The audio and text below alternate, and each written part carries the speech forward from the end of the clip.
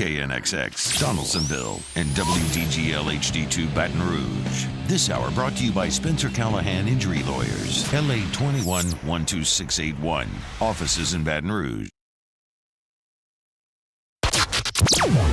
Now, The Hunt Palmer Show. You are now listening to The Hunt Palmer Show on 104.5 ESPN Baton Rouge. Looking down the middle of the day. Live from the Mercedes-Benz of Baton Rouge studios. This is Hunt Palmer.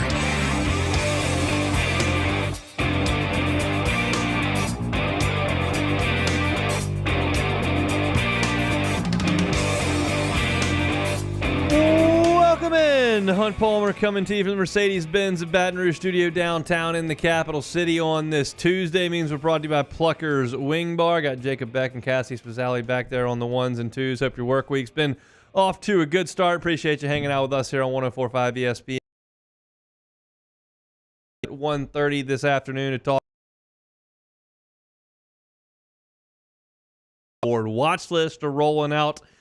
Bit by bit, day by day. We'll get to some of that. SEC strength of schedule rankings for this coming fall, which I'm excited to chat about. Matthew Parris will be our Cali correspondent for today. Sharif's going to jump on probably tomorrow, potentially Thursday. Of course, we'll have Luke on Thursday as well. So our Saints report from California will come from Matthew Parris from The Advocate coming up at 2:30. And we'll bring back an old segment we've been doing for 3 years now on this program. Meet the Freshmen. We'll start talking LSU football freshmen as camp is just hours away at this point. You can start counting them down. LSU will get to the practice field on Thursday. They will report to camp tomorrow. So excited to get into all of that. I want to start today, though, with the New Orleans Saints. And I want to start at a spot that is, quite frankly, about as important a camp storyline as you can point to. Look, we can talk about Mason Tipton and whether or not the Ivy League wide receiver who's little and fast can make the team, and we can talk about backup quarterback, and that's all well and good, and you can talk about contract. You can talk about a lot of different things and cultivate storylines in camp, as we do. It's our job to talk about it, and we will. But as far as like impactful storylines that will dictate how the Saints perform this year and perhaps in the near future of the organization, you would be hard-pressed to find a storyline more important than Trevor Penning at right tackle. And you know that.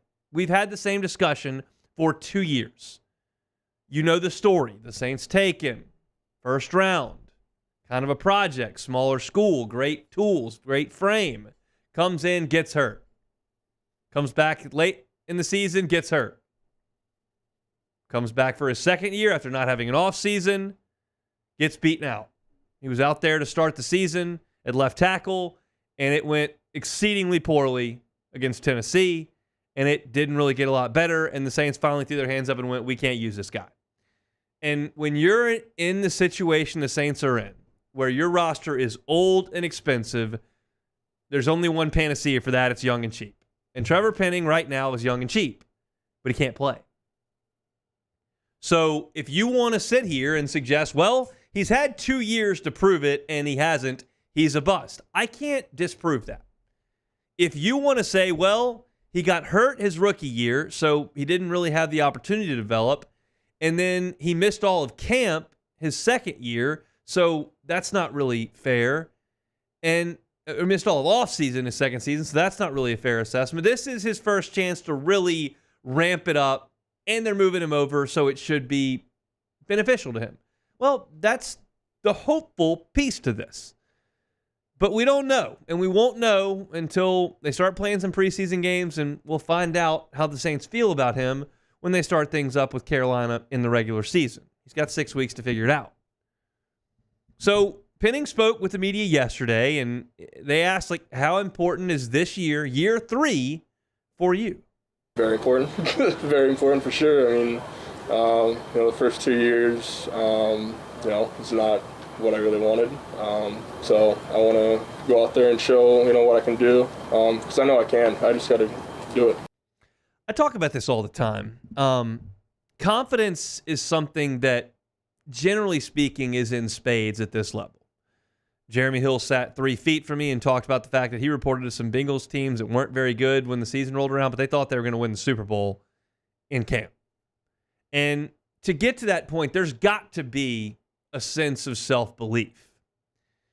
And I believe Trevor Penning when he says he wants to show what he can do, and I know I can do it. But there's also a piece to just any person, unless you're just delusional, that knows, like, I've been here for 2 years and haven't done it. It's possible that I can't. Like, that has to creep into your mind at some point if you're in this position. So the question was asked, like Trevor Penning, like, are you more confident this year, having been in the league for 2 years, having a healthy offseason, and now moving over to the right side of the offensive line? I feel a lot more confident for sure.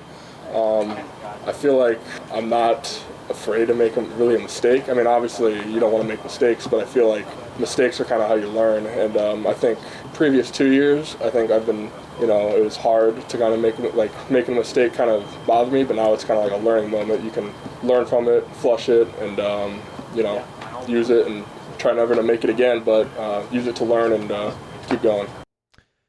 Now, we know they've made the switch over to the right side, as I mentioned, and I can't pretend to sit here and tell you how difficult a move that is. I don't know. Matt, of course, had John Stinch come on, who became a franchise right tackle for New Orleans and was a starter on a Super Bowl team, and he said, like, it can be a real big hurdle to go from playing on the left side to playing on the right or vice versa. Like, that can be very difficult, but the move is being made so that Trevor Penning has a little bit less on his plate. Left tackles are paid more handsomely and are tougher to come by than right tackles, but right tackles are vitally important to an offensive line. They're moving him to try to help him. So how does Trevor Penning feel that transition from left to right is going? It's definitely an adjustment for sure, but from the moment I figured out I was switching to now, I definitely feel a lot more comfortable. I feel like even going to the left side now would be a little weird. It would be kind of all backwards there. So, but it's been good so far. Just keep working every day and getting more comfortable with it. He's got every tool. And what I'm clinging to here a little bit, and trust me, I'm not trying to be NFL scout, talent evaluator, roster builder, play caller here. I'm not. I'm just analyzing this from afar. You understand with his size and his physical presence that it would make sense if Trevor Penning was a better run blocker at this point than he was a pass blocker. He's big. That helps moving forward. He's strong. That helps moving forward. There's a lot more technique and finesse and quickness that goes into pass protecting. And perhaps the fact that the Saints should be a better running offense that's more committed to the run this year will be able to help him on the right side do the things he needs to do. The more often you can put him in run blocking situations, I would suggest would be the best for Trevor Penning. Now, yesterday was Monday. He talked about how he performed in practice prior to this media session, the first time the Saints had put the pads on. I mean, I think it was okay. I mean, there's definitely, it's first day in pads. You got to kind of get used to, hitting people for real again. I mean, it's been since, January since we did that. But first day, I think it went fine. There's definitely some things I can clean up. As an offense, we can clean up as well. But overall, it's a good day. We can learn from it. I think all the questions that were asked of Trevor Penning yesterday are reasonable. How important is this year? That's a question that needs to be asked. What about the switch over from left to right? That needs to be asked. What is your confidence level? That's a question that can get into the player's head and is a quality question to ask. I'm most intrigued by the open-ended nature of asking about Trevor Penning's goals for this year, because that, I think, really gives you an indication about what he feels and what he thinks each and every day going out there to practice. Like, what is your goal as a player this year? And Trevor Penning spoke to that yesterday. I mean, I want to do what I can, for this team to win. I want to be, a key contributor to that. I want to, play how I think I'm able to play, and be, a dominant player, which I believe I can become. So that's kind of what I want to do. And, I'm going to use training camp to work to get to that. And I thought if you really try to analyze that answer, that it gave you kind of an indication of where he is. That was not a decisive, assertive answer there in terms of a massive amount of confidence. I think if you were to ask Chris Olave, who was right there in that draft class, like if you were to ask Chris Olave, what's your goal for this year? I want to be a Pro Bowler. I want to catch 1,500 yards worth of balls. I want to, be an all-pro. Like, I think Chris Olave could give you some really lofty goals. As a guy who's spent 2 years catching 1,000 yards worth of balls from different quarterbacks, comes from a big school in Ohio State, has been a headline-type player for 5 years now. Like, that's the headspace that Chris Olave would be in, hypothetically, if you were to give that answer. That answer to me that Trevor Penning gave was like, I want to help the team win, which is what you're supposed to say in these settings. And then it was like, I want to kind of show the player I think I can be, which is not to say like, I want to be the starting left tackle. I want to. There are more assertive things that Trevor Penning could have said there. I thought that answer spoke to a guy who's just trying to prove to himself he can do this. And that is completely natural. I'm not even being condescending or derogatory talking about Trevor Penning here. That's natural. This has not gone well for 2 years. He said that in the first clip we played. He knows that. We know that. The reporters know that. His family knows that. Everyone knows that. First-round picks that get benched in year 2 are rare. And that's where Trevor Penning is. It's caused a position switch. It would be delusional to come out and be brash and arrogant and cocky. I thought the answer was perfectly fine, but I do think it suggests like he knows it's time to go. And I think this storyline in Saints camp is among the most impactful. Again, you can't find out much about what Trevor Penning is doing when they're in helmets and T-shirts. You got to throw the pads on, and you got to go to work, and you got to see some 11 on 11. And by most accounts from Saints camp, Trevor Penning has been doing an adequate job early on. We'll ask Matthew Parse about it coming up in the second hour about what he's seen. But for the most part, it sounds like things have gone okay. It's got to go better than okay, though, and they've got to find a way to get him to help this team because you've still got 3 years of control with this guy, 2 years plus of control of this guy, and you need to have him be a key cog to what you're doing. And if he's not, that's just a massive, massive miss and a blow to the construction of your roster in relation to the salary cap. It just is.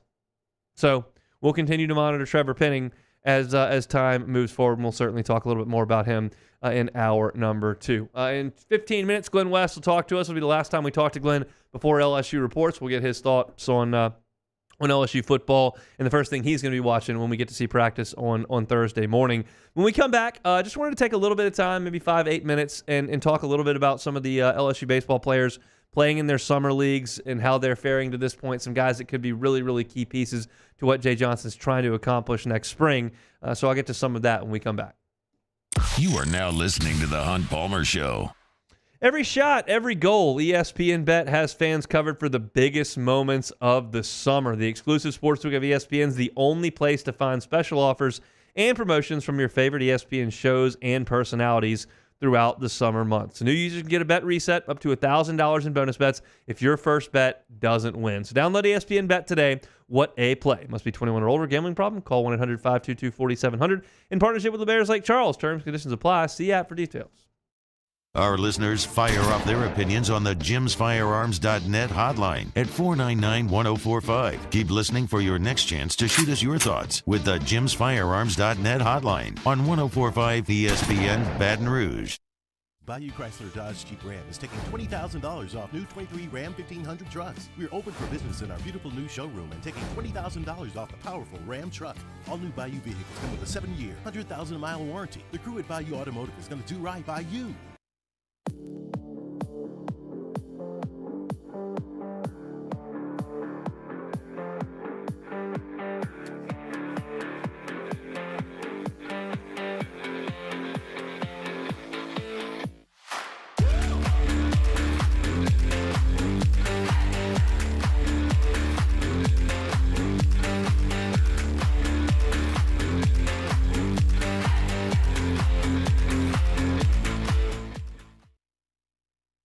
At Relief Windows, we're more than windows.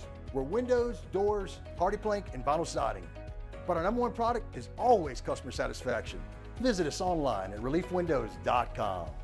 Oh, by the way, we do shutters too.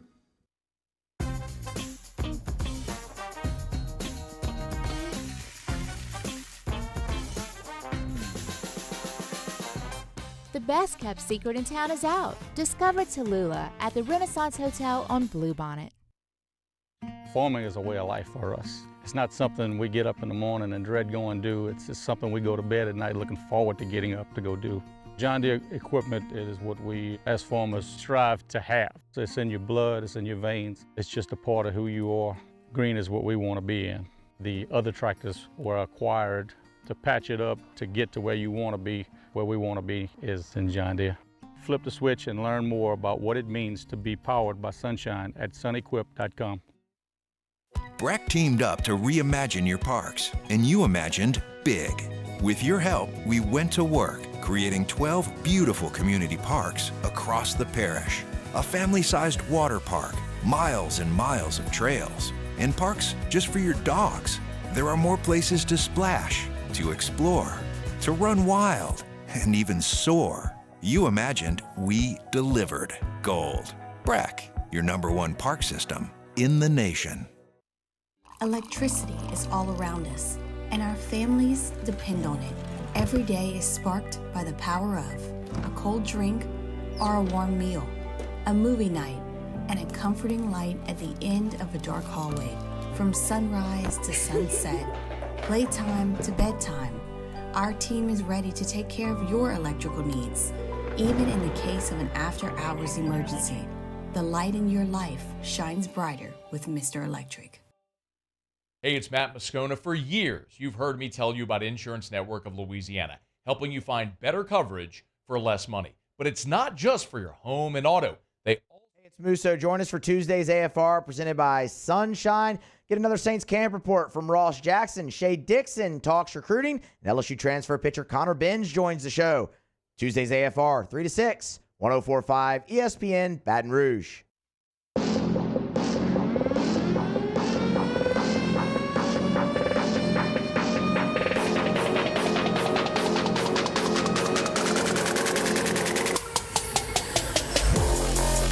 You're listening to The Hunt Palmer Show, brought to you by Plucker's Wing Bar.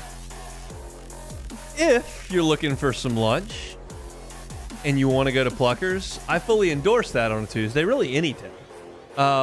Don't go to the one on Nicholson today. They're putting in new floors, and they're going to be closed. No trivia tonight for those that always hang out with us on Tuesdays. No trivia tonight. They're doing some new floors. Got school cranking up, football season. Want to have everything good to go in the Nicholson location. Still Bluebonnet ready to go. So if you want Pluckers, it's available, just not right there by campus today. But they'll be open up, and we'll be back in action at trivia next Tuesday. So very much looking forward to that. And looking forward to looking at the new floors. How exciting up there at Pluckers. They bring you our Tuesday shows each and every week. Just briefly, wanted to touch on a few baseball nuggets here. We'll get back to football here in 15 minutes with Glenn West of Go 24/7. Some statistics from the Cape Cod League. We've got 4 guys who are playing up there. And I want to be very clear. I would not go under oath and testify with these numbers. As great as the Cape Cod League is, as amazing an experience it is for the players, as awesome as the talent level is, as much as the scouts dive into it, there's so many great things about the Cape Cod League. I find their statistics online to be shoddy at best. Sometimes I go to the Cape Cod website and they feel right. Sometimes they don't. Like they've got one guy listed twice with different stats. Sometimes Baseball Reference has them. Sometimes they don't. Like I would not go under oath with these, but it gives you a reasonable snapshot. So even if they're 2 or 3 games off, a number off here or there, the point still remains. I promise none of these guys are hitting 680 and says they've struck out 75% of the time. It's not completely wrong. I just don't know if it's exactly right to the number. But Ashton Larson has a fantastic summer on Cape Cod. He was with Matt a couple of weeks ago on AFR. The statistics I've got, 25 games. He's hitting a tick under 300 at 298 with 6 doubles, only a 19% strikeout rate. He's stolen 8 bases. That's a really, really good summer for Ashton Larson. Keep in mind, the pitching talent is very, very good on Cape Cod. And they're hitting with wooden bats, which are unforgiving. You don't get a lot of cheap hits with wooden bats like you do with metal bats, BB core bats, whatever the case may be. It's a pitcher-friendly league in the Cape. And Ashton Larson's had a very, very good summer, and I fully anticipate him being a starter for the entire year next year on this LSU baseball team. Daniel Dickinson, in 21 games on the Cape, 206 batting average, which is not great. 13 13. No, sorry, 1 triple, not 13B. It's 1 triple and 2 walks. He's about a 13% strikeout rate, which is really good. He's stolen 9 bases, which is really good. That's kind of the high point for Daniel Dickinson here. He's not striking out a lot, and he is stealing bases when he gets on base, just not hitting for a super high average. He's hit everywhere he's ever been, including a little bit in his workouts with Team USA. Certainly had a monster couple of years with Utah Valley. So do I wish he was hitting 297? Yes. Do I think that 206 can improve? Yes.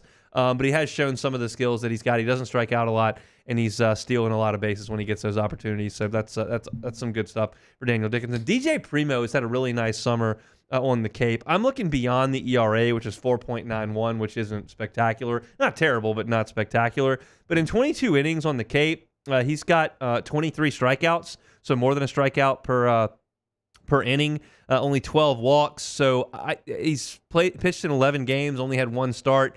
He's been good, and I think that's a guy that Jay Johnson is going to look to help from the left side. Certainly Cade Anderson is probably number 1 on the list from the left side, but DJ Primo is a guy that did not get a lot of run this past year that the staff still does believe in, and I think it's telling that Primo did not enter the transfer portal after not playing very much, because most folks who don't play a ton jump right in the portal, and Primo did not do that. He's hung around, and that's a guy that I think LSU expects to give them some innings from the left side out of the bullpen, and he's certainly the fact that he's on Cape Cod tells you the talent level that he's got, and I think he's been encouraging thus far in the summer. That's one of the guys who needed innings. You didn't get a lot between February and June, so to go out there in June, July, and to get 22 innings of work against really good hitting is really, I think, a good thing for DJ Primo. So that's a guy that most of you listening don't know a ton about. You'll learn about him a little bit more in the fall and certainly in the spring. That's a guy that LSU certainly expects to help them out. The stats I have for Jake Brown, only 8 games on Cape Cod, but 320 average, 8 of 25, 5 strikeouts and 25 at-bats, which is not bad at all against that type of pitching. So now I wish he had 25 games, a bigger sample size that I could analyze, but we'll take the 8. Hitting 320 is pretty salty for Jake Brown. He's going to have to fight for time. He is. You bring in Chris Stanfield from Auburn. That's a proven SEC center fielder. You have Ashton Larson, who looks to be a really quality hitter that's probably going to nail down a spot in the outfield. And then you look around, and you've got some other guys. Josh Pearson and Ethan Fry are coming back. You've brought in some guys in this draft, in this transfer portal class. Beck from an Incarnate Word was a big-time hitter that can play some outfield for you. Yaman can play outfield for you if you need. You've got Derek Curiel coming in this freshman class who plays in the outfield. Like, you're going to have to work for time in the outfield on this LSU roster. And Jake Brown, while he's a good athlete and showed some signs his freshman year that he can be a big piece to what they're doing, he's going to have to compete for that. And so I thought it was good that he got some ABs on Cape Cod, and we'll see it's going to be a big fall and certainly early spring for him. So really good summer as an all-star for Ashton Larson. Daniel Dickinson doing some things well, got to hit for a little bit better average. DJ Primo, I think, has had an encouraging summer, and then Jake Brown, in a very small sample size, has been pretty good. Stephen Milam did not break camp with Team USA, which is a little bit of a bummer for him, but he's been in Baton Rouge, been working out, actually been helping with LSU baseball camp. I was walking the halls a couple of weeks ago when camp was going on, and our engineer, Bo Wigman, said that my son's at LSU baseball camp and Milam's his coach. He's going nuts. So Stephen Milam is here helping out with the kids over at camp, and we'll certainly be ready. It's going to be an LSU roster that has got a ton of talent on it, a lot of depth on it. Doesn't have the superstar names that maybe you had a couple of years ago, but you hope that next crop of superstars is here, and I'm encouraged by a lot of the things that I've seen thus far this summer. So not gonna weigh you down with a ton of summer ball stats, but just wanted to kind of toss a couple of those in as the summer moves along and we get ready to dive in full steam ahead to football. We've got LSU football watch lists coming at the end of this hour. We've got our segment Meet the Freshmen coming up at the top of hour number 2. SEC strength of schedule rankings in 2024. I want to see where LSU lands there, and I think this has a lot to do kind of with how I've handicapped LSU thus far. We haven't seen any practice, haven't seen any scrimmages, haven't seen anything quite yet, so I haven't fully formed my opinion on what my record prediction is going to be for LSU, but the schedule has a lot to do with it. We'll talk about that at 2:15, and then Matthew Parras from The Advocate will talk about the Saints coming up at 2:30, so about an hour from right now we'll go out to California as we've done most days since they started camp and talk to Matthew Paris about the black and gold. Our Tuesday show is brought to you by Pluckers. Get on by, grab some wings, and cold beer. If you're off work, maybe get on by after work and grab a cold pop. Watch some Olympics, watch some Major League Baseball. Award-winning jumbo chicken wings. Pluckers, if you don't like our wings, we'll give you the bird. We'll take a time out. When we come back, Glenn West, Go 24/7, will be our guest. We'll talk some LSU football with Glenn coming up next. You are now listening to The Hunt Palmer Show.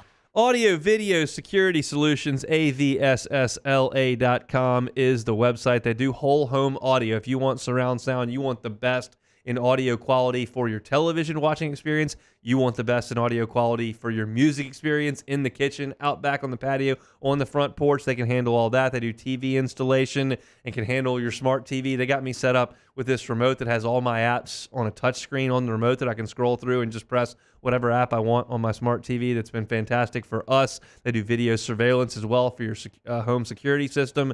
All of that can be handled under one roof at Audio Video Security Solutions. They're a local Baton Rouge owned and operated company. Mitchell Fisher is the owner. And when I give you this number, it's his personal cell. You're not going to call and get some operator, not have it go to voicemail, maybe leave. You're going to get Mitchell Fisher, the owner of the company, for Audio Video Security Solutions. He's at 225-439-7920, 439-7920. The customer service is fantastic there. We had an issue with one of our smoke alarms a few weeks ago. Alyssa called Mitchell. He was over there that afternoon, and it was an easy fix. It was our fault, and he was able to get us right back on our way. But that's the kind of customer service you get with Audio Video Security Solutions. Check them out online, avssla.com, avssla.com. In times of need, get a full list of phone numbers, websites, and other important emergency information on the Demco Stormwatch page at 1045espn.com. Bayou Ford has $10,000 off F-150. $10,000 off the new 2024 Ford F-150. And all new Bayou Ford vehicles come with a 7-year, 100,000-mile warranty. The crew at Bayou Ford is going to do right by you.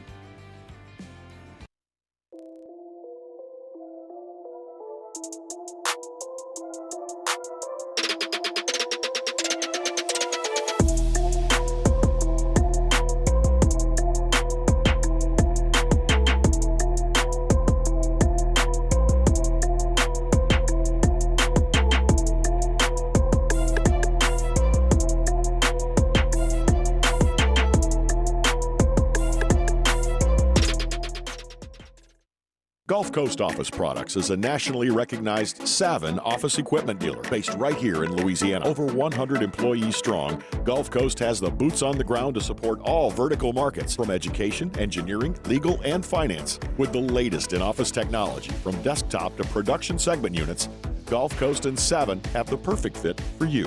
Call 225-756-2644. That's 756-2644 for Gulf Coast Office Products. I've been doing business with Luba for 25 years. They're dependable, trustworthy. It's just the attention to detail with our clients.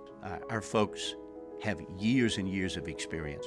They're highly trained professionals, but many companies have that asset. What I'd like to think makes Luba a bit different is that we use those talents in a way that truly is dedicated to serving the needs of the folks who depend on us. Farming is a way of life for us. It's not something we get up in the morning and dread going do. It's just something we go to bed at night looking forward to getting up to go do. John Deere equipment is what we as farmers strive to have. So it's in your blood, it's in your veins. It's just a part of who you are. Green is what we want to be in. The other tractors were acquired to patch it up to get to where you want to be. Where we want to be is in John Deere. Flip the switch and learn more about what it means to be powered by sunshine at sunequip.com. Breck teamed up to reimagine your parks, and you imagined big. With your help, we went to work, creating 12 beautiful community parks across the parish. A family-sized water park, miles and miles of trails, and parks just for your dogs.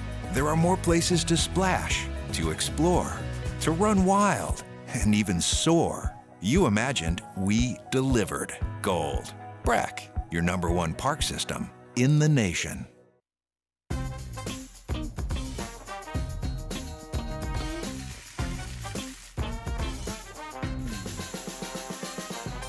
The best kept secret. Wednesday's OTB, we bring you the latest from Paris as the Olympics roll right along, plus the penultimate day before training camp begins for your LSU Tigers. Off the bench, 7 to 10 a.m., 104.5 ESPN.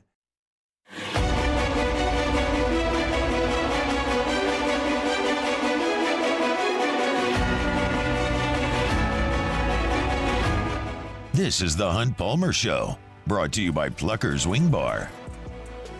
Rolling right along on this Tuesday. We go out to L.A. an hour from right now to talk some Saints. But for right now, we're talking Tigers. Glenn West, Go 24/7, always with us on Tuesdays. Good enough to join us now on the Jim's Firearms Hotline. Glenn, how are you? I'm doing fantastic, hon. How are you? Are you glad that the dearth of content summer is officially over as of like 24 hours from now? Yeah, absolutely. We're ready to get to fall camp, man. We're absolutely ready for that. We get a full practice here on Thursday. We'll get a lot of talking points out of that. But yeah, we're certainly kind of I think past the dog days of summer content and trying to find stuff to talk and write about for sure. I'll let you lead the way. Where are you headed first on the practice field on Thursday? Yeah, I think I'm heading to defense first. I mean, I think that's probably the side of the ball that, everyone is going to be most interested to see, just because I think that's the one that has the most question marks right now as we kind of go into the fall. There's obviously the question marks on the interior D line and how that shakes up. Who's going to be playing where at cornerback is another one is to really keep an eye on. I do think that linebacker and really safety for the most part, there's a good collection of players. You kind of have a good feeling will absorb most of the first team reps, but I really do feel like cornerback and interior D line, there's going to be open season. There's going to be a lot of reps up for grabs. There's going to be a lot of rotation in there over these first couple weeks, trying to find out which players fit best next to one another and which best ways they can impact the scheme. So defense will certainly be on the minds of many, and that's where I plan on being first thing on Thursday. I did an exercise on Sunday. I've never done this before, but I just kind of thought I got some time. My kid's in Shreveport, so I got a quiet house. I just started writing down just like random thoughts about the football team to kind of see what kind of came of it, to start talking about some things on the show and get ready to write a little bit as well. And one of the things I wrote down in the notebook was these linebackers could be really good. I look at Greg Penn, who's an older player with a new position coach. I look at Harold Perkins. I look at Whit Weeks, and I look at that group, and that I know that we don't think a ton of LSU's defense today, but it looks like a group that could be really good. Do you agree? I completely agree. First and foremost, and I'll take it a step further. If Harold Perkins is able to be the Harold Perkins, that inside linebacker that many believe he can be, if he's ready to take that next step as a player and be that impact guy, somebody that's playing more off of instinct than off of reaction, I think he can absolutely raise the ceiling of this defense from day one. I mean, like he'll be all over the middle of that field. They're going to be able to use him in a lot of creative ways in terms of blitzing and bringing him off the edge while also dropping him back in coverage in the middle of the field. He's a true sideline to sideline kind of linebacker that I think can impact plays in the backfield and also drop in coverage and give you some really good playmaking ability as well. And if you have that kind of anchor in the middle of the defense, I think it can help cover up some of your deficiencies that you might have up front and certainly in the back half of the defense if you still think that those are going to be concerning areas going into game one. So, yeah, look, I mean, Greg Penn is a great vet to have next to Harold Perkins. I think there's going to be a lot of sets there where you see those two together on the inside. In third down packages, I could certainly see scenarios where Harold Perkins is brought more off the edge, and you see Whit Weeks and Greg Penn. West Weeks, I think, will be mentioned in this conversation as well by the time game one gets here. So they have about 4 guys in that linebacker room that I think they feel really strongly about. It's just about, getting them developed, getting them coached up here in the fall and implementing kind of the intricacies of the ways that they can kind of impact the game together. How would you best encapsulate Whit Weeks' freshman season? Yeah, I think you got to see his impact as a playmaker, as a speedster. I think he's got some really great underrated athleticism that should be able to help this defense in a lot of ways. He's a sideline to sideline kind of player, somebody that I think is strong enough to hold his own on the inside and also make some plays, in the run game on the outside as well. He's got that kind of game-changing speed to really kind of cover all areas of the middle of that defense. So, they really experimented with him a lot early in the season. I think towards the end of the regular season, you saw them really settle into more of the Omar Spates and Greg Penn roles, and you kind of saw Witt's role diminish towards the end of his freshman year. But I thought in the Wisconsin bowl game when those opportunities were back and were plentiful for Witt weeks, I thought he was one of the best players on that defense in the Wisconsin bowl game that LSU won. So I think he's got a really bright future ahead of him. I think they're going to find ways to get him on the field with Penn and with Perkins. And I think if you get those three on the field together, that's a really athletic group that can do a lot of different things together. Why do you think Spates played a lot more than Weeks down the stretch? I just think he was a veteran guy that had more experience. I mean, I have my theories on why, maybe some other reasons. I won't get, I don't think I'll go into a whole ton of detail there, but I think that, for the most part, it was probably, an experience thing. They really trusted Spates, in the run game in particular, to kind of take those reps next to Penn. So, look, I think that it was good to kind of get Weeks' feet wet last year. I think he got a lot of playing time, even though it probably wasn't as much playing time as most LSU fans would have liked to see. I do think he's expected to take a really nice jump here in year two. We've heard a lot about Major Burns moving to this star position, down a couple levels, maybe closer to the box, play a little bit more with the run and less in coverage. Do you think that helps him? Do you think that helps the defense? Yeah, I think it absolutely does. I mean, the thing that Major can do and that we've seen him do in the past is he can be a big time hitter. He when he gets his helmet on guys, he can really lay some wood. And I think he's done a really nice job over his career being able to prove that.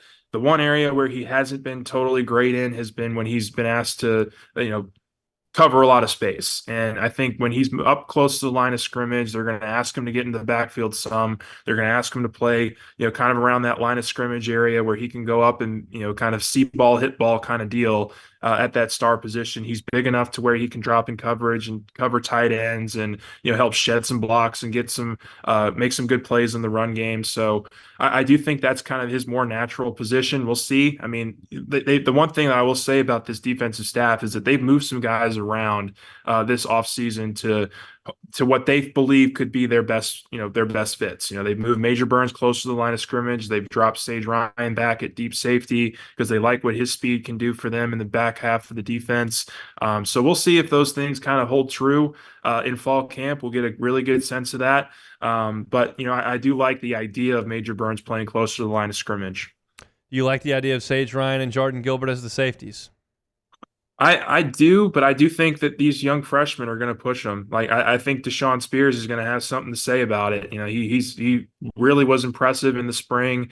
He's added about 10 or 15 pounds of muscle this offseason. I believe he's up to like 205 or 208 or something like that. He's long. He's about 6'3". I do think that he'll find a way to get onto the field, and whether that's taking some reps away from Gilbert, from Ryan, or a combination of the two, I do think that there's going to be a point in time this season where you see a lot of Deshaun Spears, or you see maybe Joel Rogers kind of get a couple snaps here and there. I like Sage Ryan. I think he actually gets a little bit more of a bad rap than what his production has showed in the past. I thought he actually handled the job at outside corner pretty well last year when he was asked to do that mid-season to kind of scrap what he had been doing most of his career and move to the boundary. I thought he took it well and held his own. He did as best he could. And I do like the idea of having some experience back there, at least to start the season. If something changes and he's not working out back there, then I do think you got to relook at things and kind of maneuver some guys and see if, one of these young freshmen aren't ready to play either. I got asked this question over the weekend. I said, when you watched fall camp last year, could you have seen the offense and the defense coming? And I kind of looked and I was like, I did. I mean, I picked Florida State to win that game because I just did not like where LSU was from a coverage perspective. It turns out it wasn't just a coverage perspective, it was everything. Did that change your lens of watching fall camps after seeing last year and maybe digging a little bit deeper than you had previously? Yeah, I think so. Look, I also think a lot of us kind of had our head in the sand with the offense. We saw the electric side of it, and after that first game, it really was, at least a lot of on our message boards at 24/7, like, well, what the heck happened? Why is this offense not, the greatest thing since sliced bread? And, it just took them a little while to get going. And I think we did prove to be right about the offense for the most part. Defensively, you certainly could have seen those struggles coming. But yeah, I think you take everything with a grain of salt. You like some of the things that they do in the fall camp, but you really have to wait until you get into the season to really kind of make your judgments. And I think that's going to be the case on defense, and it should be the case on offense as well. We think this can be a top 20, top 25 type of offense. They did lose 3 first-round picks and a Heisman Trophy winner. And, they also have a really veteran offensive line that should be able to help make up for that. But the point of the matter is you're going to have some guys step up this year into roles that they haven't been asked to do previously. And so I do think there could be there's certainly the possibility that it could take this offense a little bit of time to get humming. And I think that's why getting this defense in as best a place as possible is the really ideal goal here over the next month during fall camp. Last guy I want to ask you here on this Tuesday. We appreciate your time. Glenn West, our guest, senior writer over at Go 24/7 for all your LSU team coverage. You can check him out there at Go 24/7. Savion Jones is kind of the guy that I expected to be the next great pass rusher, to take over for B.J. Ojulari, who took over for Caleb Vaughn, and took over for Arden Key, and that kind of lineage. And the breakout wasn't there last year. I'm curious your thoughts as to why and whether or not he could potentially do that in his 4th year in college.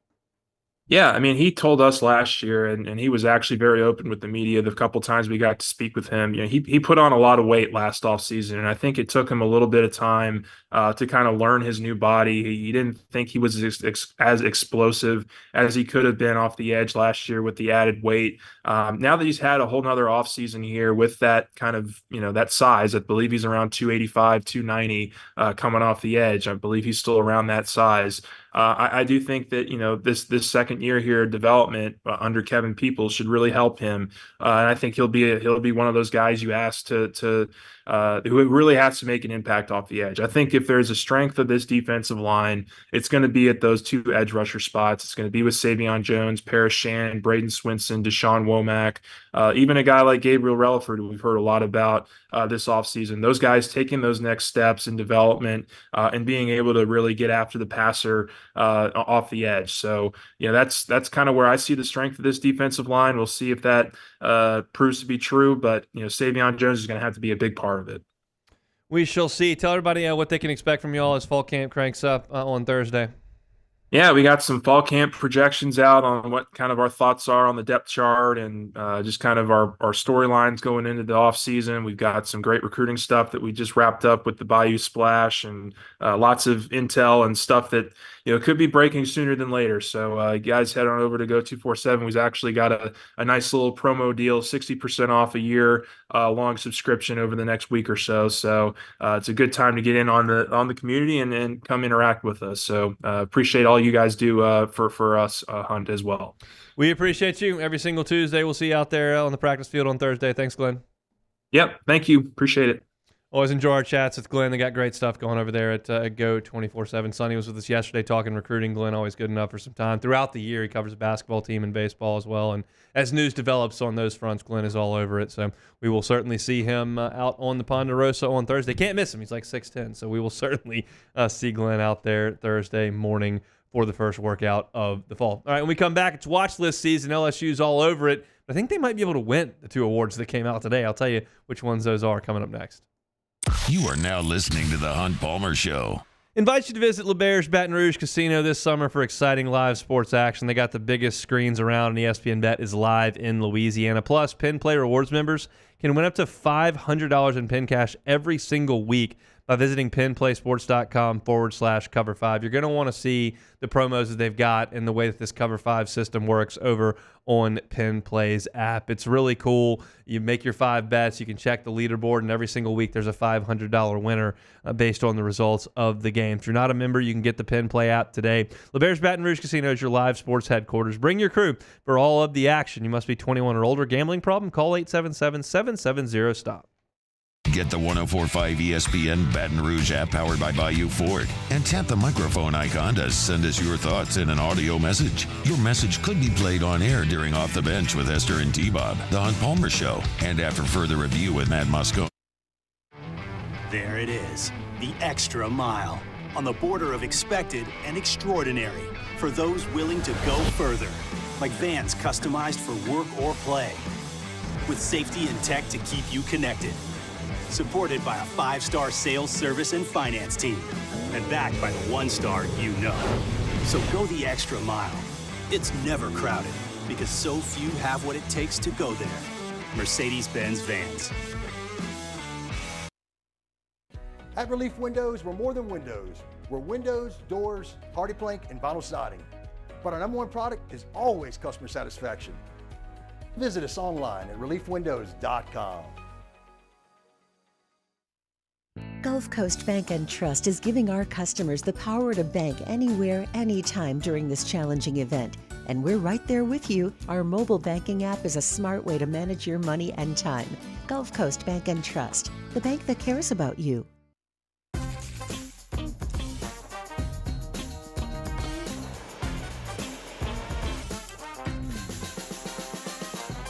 The best kept secret in town is out. Discover Tallulah at the Renaissance Hotel on Bluebonnet.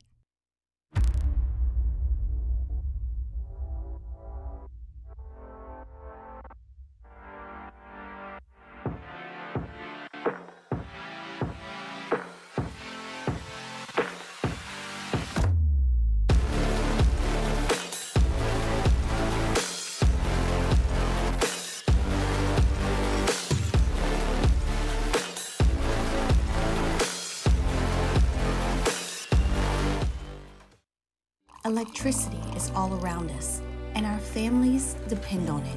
Every day is sparked by the power of a cold drink or a warm meal, a movie night, and a comforting light at the end of a dark hallway.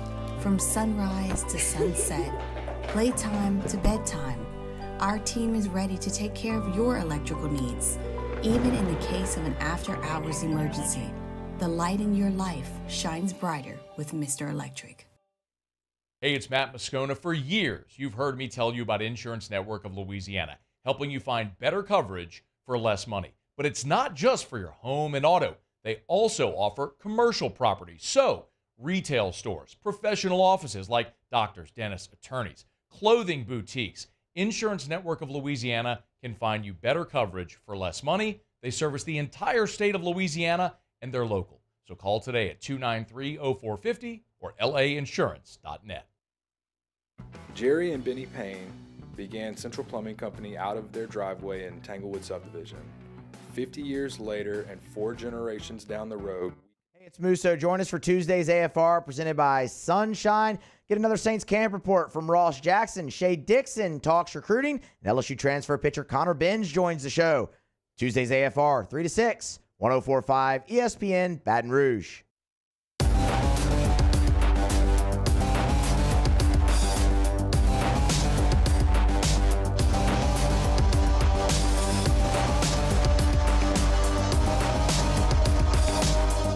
You're listening to The Hunt Palmer Show, brought to you by Plucker's Wing Bar. Wrapping up hour number 1 here. We'll call this Glenn Dorsey Day. Why would we call it Glenn Dorsey Day? It's not 7-2. We'll call it Glenn Dorsey Day because 2 college football award watch lists have been revealed today. And in both cases, Glenn Dorsey is the only LSU player to win said awards. In 2007, Glenn Dorsey won the Nagurski Award for the top defensive player in college football. He also won the Outland Trophy, the top interior lineman in the country. And nobody else who's worn the purple and gold has won either of those awards. But LSU placed 3 players on those 2 watch lists collectively, and I think has a chance to win both awards. The odds would suggest they probably won't win either, but they could win both. Like, Kyron Lacey is on the Maxwell Award watch list. That was revealed yesterday. Top player in college football. I would be really shocked if Kyron Lacey won the Maxwell Award. He's on the watch list because he's the number one receiver at LSU, and that's the way it goes. It's basically a roll call. You take all the top schools in the country, you take their starter at that position, you throw them on the watch list, and you're done. That's how watch list season is generally conducted. But sometimes it seems it feels more legitimate. And in this case, LSU's 3 entrants to these 2 awards are legitimate. We'll start with the Outland Trophy for the top lineman in college football, and Will Campbell and Emory Jones are in the running for it. I believe both guys very much have a chance to win that award. Will Campbell is thought of as a top 2 tackle in the country, and Emory Jones is not far behind that. Both guys are projected at this point to be first-round picks next spring. So you've got a 2-year head start on this, because we know sometimes these award lists, they can get into be lifetime achievement awards. We get that. They've got that lifetime of achievement. They were starters at tackle as true freshmen. Will Campbell from game 1, Emory Jones from right after that. LSU was a disaster in the Florida State game, couldn't block anybody. They put Emory Jones in there at right tackle, and they started to play a little bit better, ended up winning the West that year. So these 2 guys are not going to burst on the scene. They've got a lifetime worth of achievements in the college football world, which is 2 years of starting, and they should be all-conference, all-American type players this year. I think both guys have a chance to win this award. Beck, do you agree? Yeah, I do. I think you're right in terms of you have to have had some success the year before. If no one's ever heard of you, unless you're just Cam Newton and you play 1 season and it's just unbelievable, then you're going to win awards. Yeah, but, if you score a bunch of touchdowns, it's one thing. If you're blocking people, right, somebody's got to know who you are. Somebody's got to know. Yeah, exactly. Even if you have an incredible season, if no one knows who you are, if you weren't on any preseason list, the chances of you winning that award are very low. Correct. So I think both Emory Jones and Will Campbell have a real chance to win the Outland. As far as the Nagurski goes, Harold Perkins is on the watch list.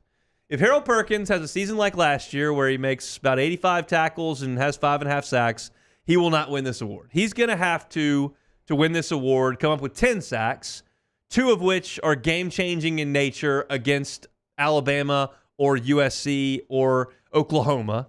And LSU's defense is going to have to show a pulse. I would suggest Harold Perkins is a long shot for this award, but he is famous because he burst on the scene as a freshman, just like Will Campbell and Emory Jones. He is thought of as a freak athletically. He was a 5-star recruit, and he is a household name on the defensive side of the ball. But LSU's defense cannot finish 53rd in the country, which would be a huge improvement, and Harold Perkins puts together the numbers that he did. He's going to have to make some real plays. I'm still holding out hope. And we're not going to get into a huge discussion here in this segment about, well, how do you use Harold Perkins and what does he do? We're going to do that all August, and we'll do it to preview the USC game, and we'll do it right after the USC game, I'm sure.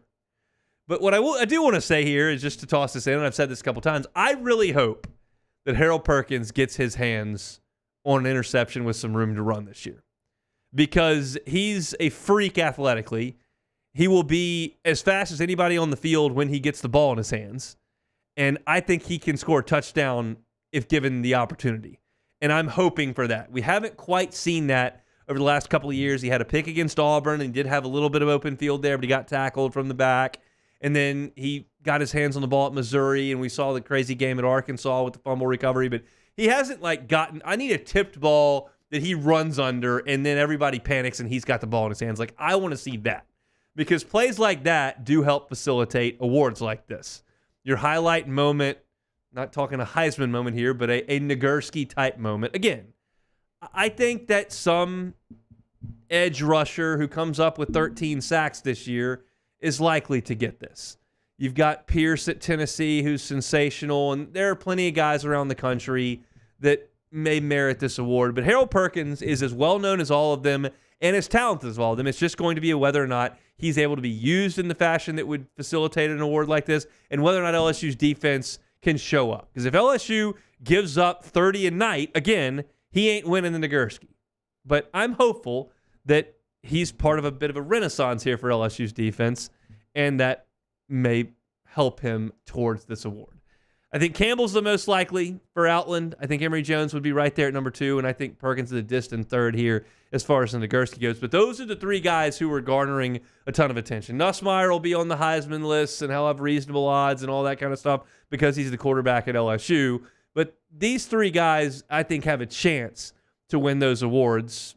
Anytime you try to have a singular award winner amongst the entire nation, you've got long odds. But I think LSU's got a chance to win these 2 awards. So a lot of times you get to watch the list and you just kind of scrape it under the rug and go, okay, that's fine. We'll keep moving on. You get the long snapper award watch list. I'm not going to spend a ton of time on that. And though Slade Roy's a really good long snapper, and I'm thrilled that LSU has him, that's not something that's going to move the needle a ton.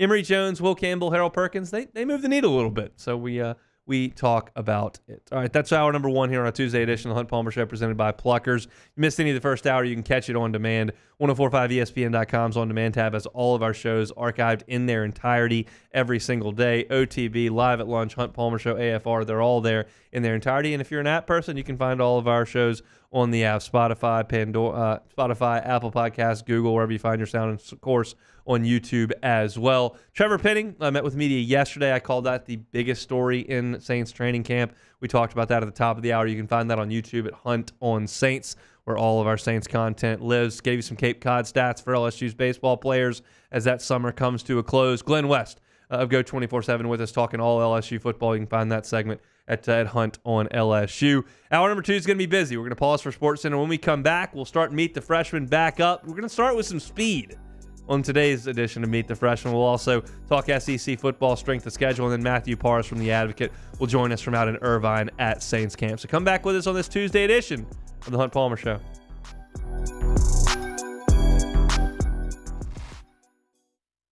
Bayou Ford has $10,000 off F-150.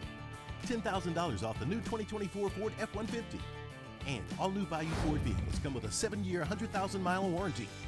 The crew at Bayou Ford is going to do right by you. The Windsor Senior Living Community in Mandeville, Louisiana is a beautiful, vibrant apartment community geared toward seniors. They are nestled right in the heart of Mandeville, where seniors live a more carefree lifestyle in spacious apartments with the peace of mind that comes from having a little extra help. Call the Windsor at 985-624-8040 to schedule a lunch and tour. Come see how the Windsor can be your passport to peace of mind. I've been doing business with Luba for 25 years. They're dependable, trustworthy. It's just the attention to detail with our clients. Our folks have years and years of experience. They're highly trained professionals, but many companies have that asset. What I'd like to think makes Luba a bit different is that we use those talents in a way that truly is dedicated to serving the needs of the folks who depend on us. Farming is a way of life for us. It's not something we get up in the morning and dread going do. It's just something we go to bed at night looking forward to getting up to go do. John Deere equipment is what we as farmers strive to have. So it's in your blood, it's in your veins. It's just a part of who you are.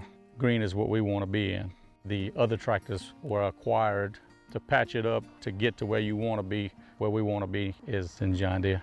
Flip the switch and learn more about what it means to be powered by sunshine at sunequip.com.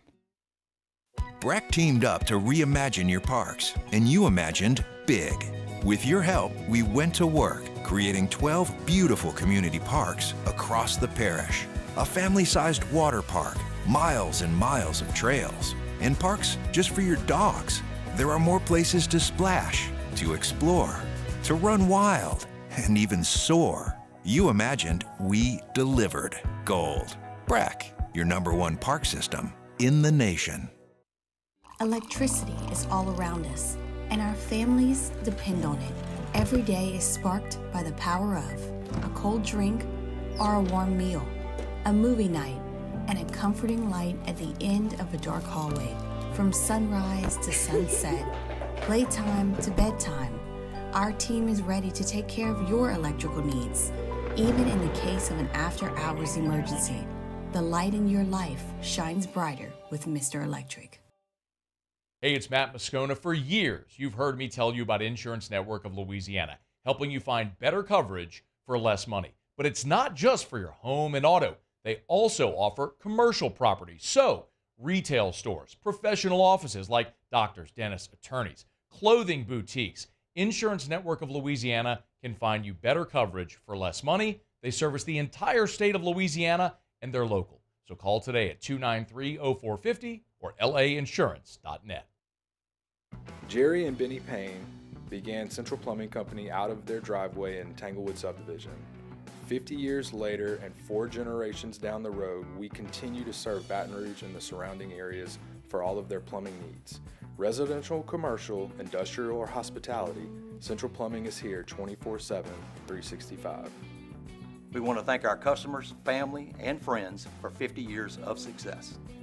And looking forward to 50 more. At Relief Windows, we're more than windows. We're windows, doors, party plank, and vinyl siding. But our #1 product is always customer satisfaction. Visit us online at reliefwindows.com.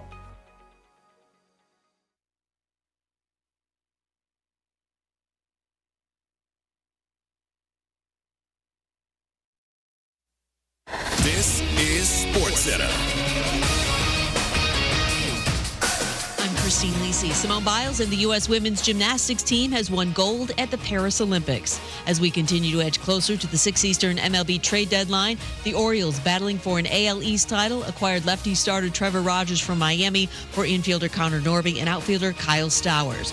Bullpen help for the Yankees acquired righty reliever Mark Leiter Jr. from the Cubs for 2 minor leaguers. Titans outside linebacker Arden Key facing a 6-game suspension for violating the NFL's performance-enhancing drugs policy. Steelers quarterback Russell Wilson back from that calf injury for the first full padded practice of training camp. He's vying with Justin Fields for the starting job, and Fields has one advantage in that competition, believes ESPN NFL analyst Damian Woody. He's dynamic. That's the one thing that I look at the quarterback position. He's a dynamic guy that can do things that Russell Wilson, quite honestly, just can't do anymore. Former Titans coach Mike Vrabel, now a consultant with the Browns, says he is still open to being an NFL head coach in the future at the right time. Hey, it's Michelle Smallman, and coming up Wednesday, we continue our ESPN Rankum series with my top 5 MVP candidates. It's on Sportsman, 6 a.m. Eastern, right here on ESPN Radio, ESPN2, and ESPNU.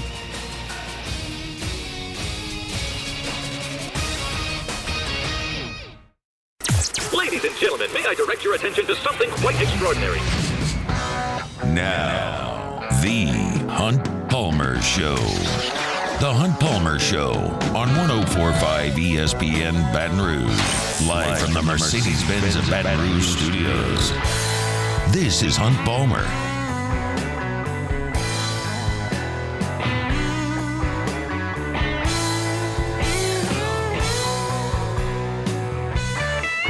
Hour number 2, Tuesday edition of the Hunt Palmer Show, presented by Pluckers Wing Bar. We'll go out west in 30 minutes talking Saints.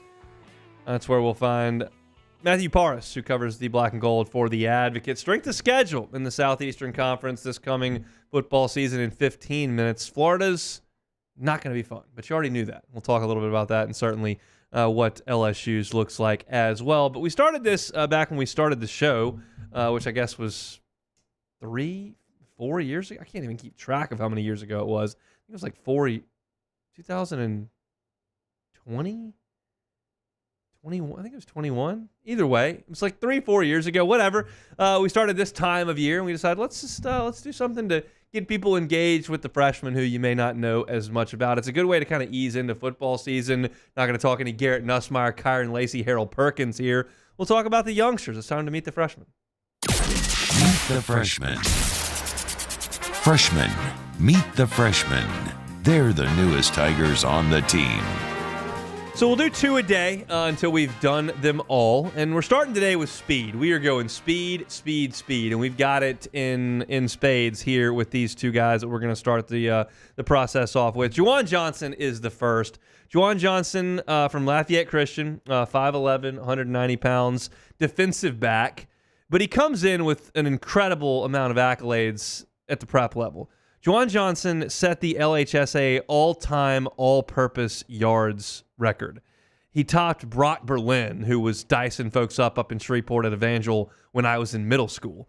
13,662 yards he accounted for at LCA, and he was doing it as a quarterback, obviously, but he's just such a great athlete.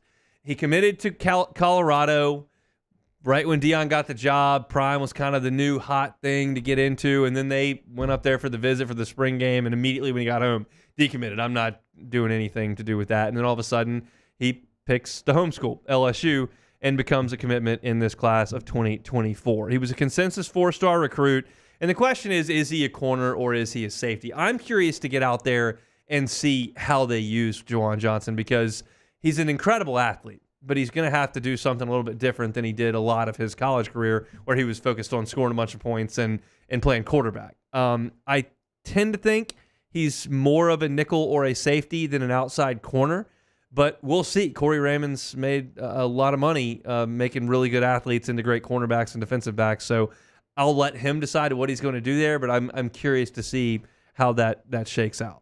I actually got a chance to watch him in person. I was covering a game at Woodlawn. They were playing Woodlawn, so Okay. not a very good team. But he solely played quarterback. He did not play defense at all.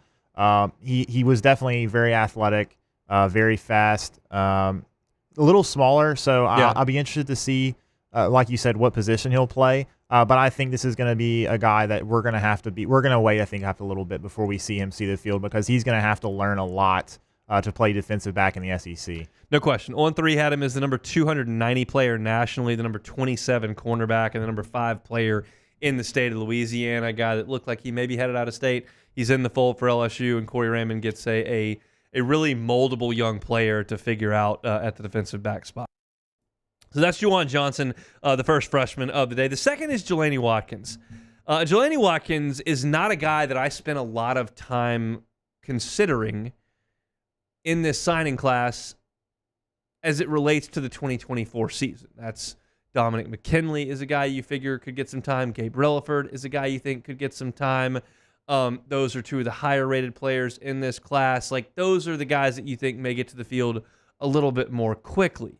Tradez Green comes to mind when you think about that as well, as a freak show of a tight end athlete. But Jelani Watkins did not necessarily come to the top of my mind when I was thinking about that. But Brian Kelly went to SEC Media Days 2 weeks ago, yesterday, and was asked about 2 guys maybe you're not necessarily thinking a ton about with this team. And one was Dominic McKinley, but the other was Jelani Watkins.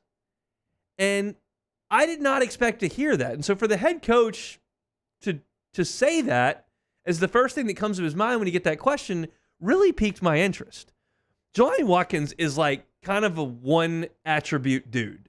It's not size. He's 5'9" or 5'10", depending on where you look. He's 165 pounds. But he's freakishly fast. You're talking about a player who was the 2-time Texas UIL 200-meter state champion.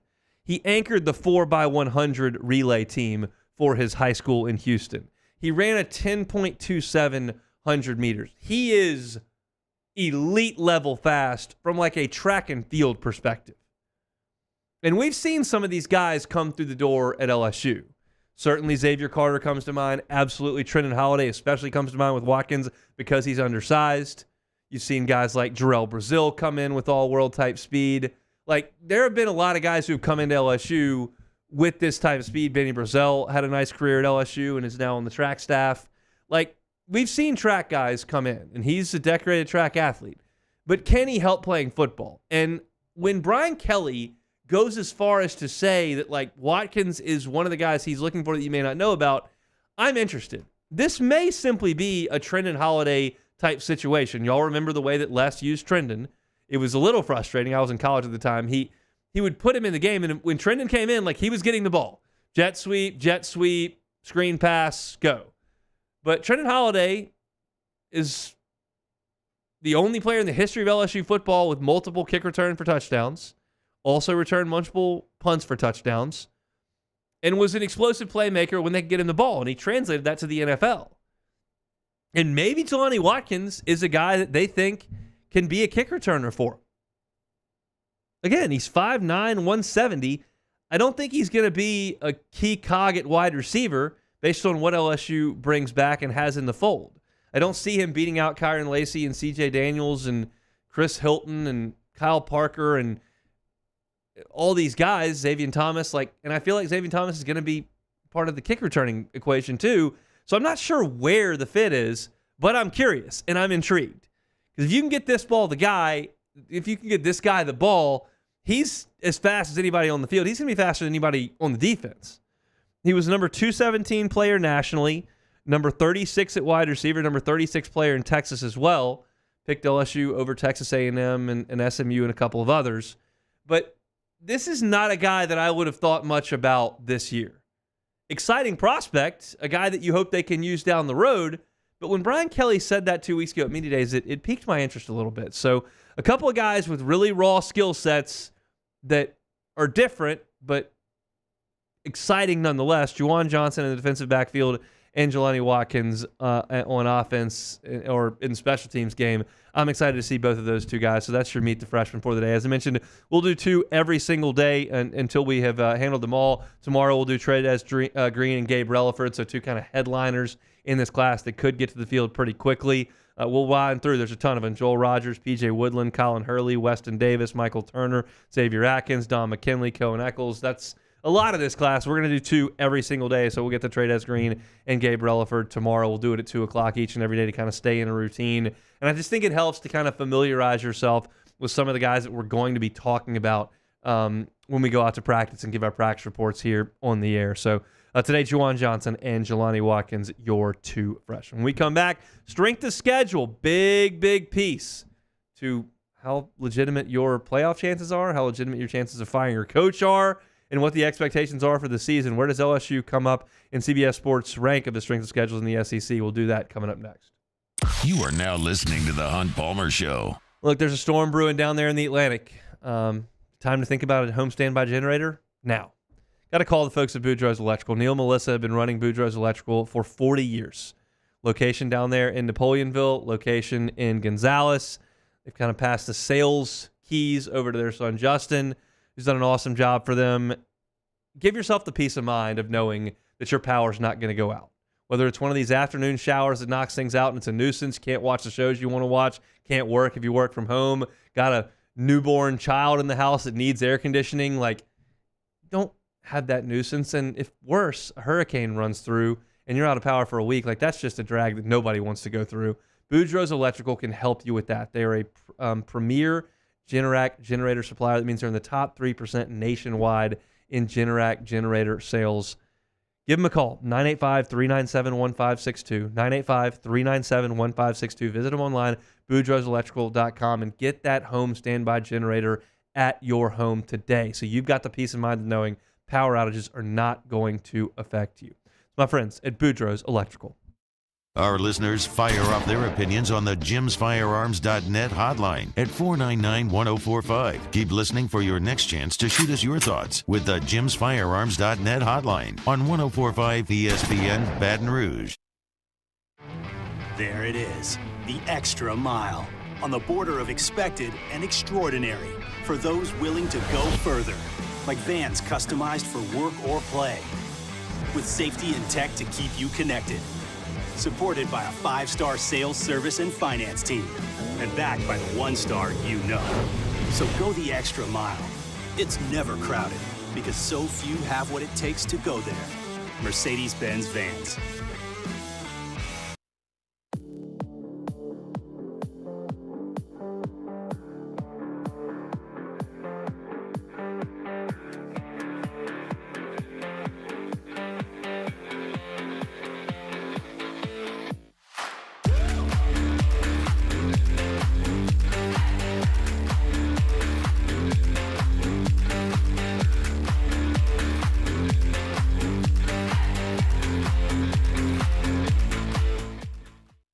Gulf Coast Office Products is a nationally recognized Savin office equipment dealer based right here in Louisiana. Over 100 employees strong, Gulf Coast has the boots on the ground to support all vertical markets from education, engineering, legal, and finance. With the latest in office technology from desktop to production segment units, Gulf Coast and Savin have the perfect fit for you. Call 225-756-2644.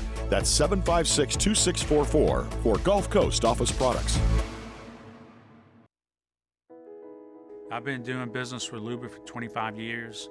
They're dependable, trustworthy. It's just the attention to detail with our clients. Our folks have years and years of experience. They're highly trained professionals. But many companies have that asset. What I'd like to think makes Luba a bit different is that we use those talents in a way that truly is dedicated to serving the needs of the folks who depend on us. Farming is a way of life for us. It's not something we get up in the morning and dread going do. It's just something we go to bed at night looking forward to getting up to go do. John Deere equipment is what we as farmers strive to have. So it's in your blood, it's in your veins. It's just a part of who you are. Green is what we want to be in. The other tractors were acquired to patch it up to get to where you want to be. Where we want to be is in John Deere. Flip the switch and learn more about what it means to be powered by sunshine at sunequip.com. Breck teamed up to reimagine your parks, and you imagined big. With your help, we went to work, creating 12 beautiful community parks across the parish. A family-sized water park, miles and miles of trails, and parks just for your dogs. There are more places to splash, to explore, to run wild, and even soar. You imagine #1 park system in the nation.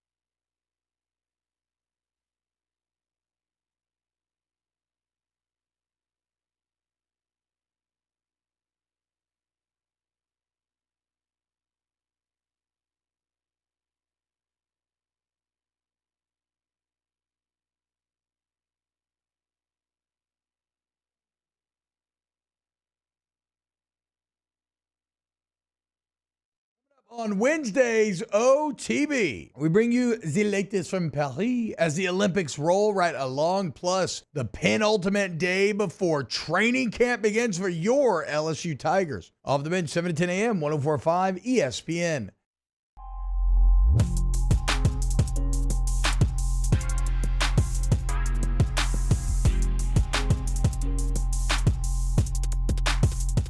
This is the Hunt Palmer Show, brought to you by Plucker's Wing Bar.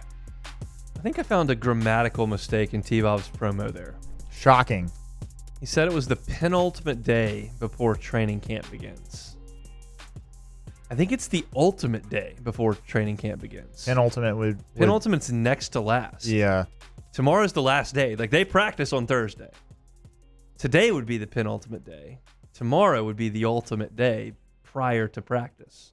I think. How do you feel about that? I would just probably say tomorrow's the last day before practice. Which would be ultimate. Yeah. Penultimate, next to last. Yep. T-Bob, get the grammar together.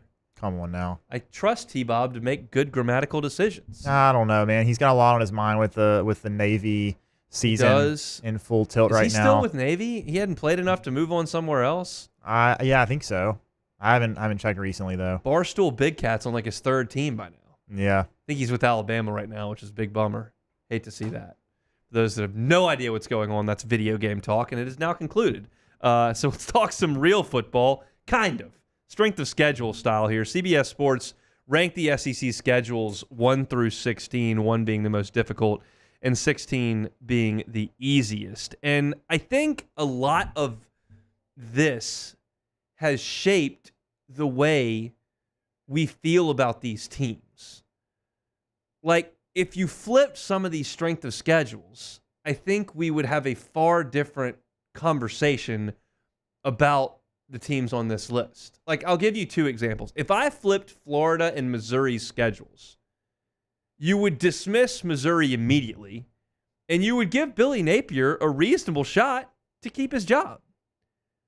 But it's flipped because we know that Florida has got to play Miami, Florida State, and KJ Jefferson, Gus Malzahn, and UCF in the non-conference. They've also got Georgia away from home, at Texas. Then they got LSU, they got Ole Miss. Like, it's just a gauntlet, and we don't think that Billy Napier is going to survive it. On the flip side, and of course Florida's the hardest strength of schedule by CBS Sports here, Missouri is 16th on this list. Right, it's a year after Mizzou's breakout 11-win season. The Tigers return plenty of key players, and the schedule stacks up really well. 4 of their 8 conference games are Vanderbilt, South Carolina, Mississippi State, and Arkansas. That's an awful group. That group was 5-27 last year, and you play all 4 of them. They also get Oklahoma in Missouri. At Bama is tough, but it's their toughest game, and it's probably the only game they're not favored. They don't play Texas. They don't play Georgia. They don't play LSU. Like, I think that you can make the case that Missouri is a likely playoff team purely based on schedule. And I think if you flipped Florida, Missouri, like, you'd have a really different conversation. If I flipped those schedules, I would say that Missouri was going to go 8-4 at best. But that's not the case. Who else is a really hot team that everybody's talking about outside of Georgia and Texas? It's Ole Miss. And yeah, they won a lot of games last year, and yeah, their transfer portal haul was really good, but you look at the schedule, maybe, I mean, their non-conference is a joke, and then you've got Oklahoma coming to Oxford, you've got Georgia coming to Oxford, you don't play Bama. You could suggest the toughest game Ole Miss has is at LSU, and they scored 50 on LSU last year. So I think Ole Miss is likely a 10-win team because the schedule breaks so nicely for them. And that gets them in the playoff, I would think. It does, yeah. You look at maybe the biggest beef on this list, and that is 2 teams that don't come in having played anybody last year that's of relevance. It's purely like what's on our plate this year. And Oklahoma has road trip to Ole Miss, road trip to LSU. They've got to play Alabama. And then you play Texas. Texas, on the other hand, has it a little easier. Like, Georgia's got to come to them. Yeah, they play at A&M, but they don't get LSU. They don't get Bama. They don't get Ole Miss. They don't get Missouri. They don't get Tennessee. Like, that's a really light draw for Texas. And if I'm Oklahoma's AD or if I'm Brent Venables, I'm like, hey, league office, how about a little equity here? Because we understand that what the schedule you got this year, you get again next year flipped. So all those teams roll right back around. Now, where does LSU fall on this list? That's the question. LSU's at 10, which is slightly easier than the middle of the pack in a 16-team league. The excerpt writes, LSU's schedule is a weird one. The Tigers have to play USC and UCLA, but neither will set foot in the state of California for the game. The road games are manageable outside of a trip to College Station, and that's what I believe as well. Like, you don't think too much about road trip to South Carolina. You don't think too much about a road trip to Arkansas. Those should be theoretically manageable for LSU. We used to say going to the swamp is like a death sentence, but it's really not right now. Florida doesn't look great. Might have a different coach by then. They could very well have a different coach by then. So you've got A&M, you got South Carolina, you got Arkansas, and you got Florida. Like, those are your road games, and A&M's the toughest, but they've got a new coach, obviously. You don't play Georgia. You don't play Texas. Those are thought to be the best 2 teams in the league. That's a nice break. And Ole Miss and Bama have got to come to you. Like, as if you're LSU, that's about as light as you could have asked for. Like, if you were giving me, if I could have 3 requests for an SEC schedule, like, hey, SEC office, you're letting me dictate 3 things for a schedule, I would say I don't want Georgia, home or away. I'd probably say I don't want Texas, home or away. And I'd probably say, give me Vanderbilt. And LSU gets all that. You got to play somebody. So you can't miss everybody. And if I had my fourth, I'd say, hey, can you give me my two toughest games at home? And you get Ole Miss and Bama at home. Like, you've basically gotten this made to order. It's not a cakewalk, but this is favorable if you're LSU. Looking towards the most difficult schedules here, they've got Florida at 1, Mississippi State at 2. The expert writes, Jess Levy couldn't have asked for much more difficult first year as a coach.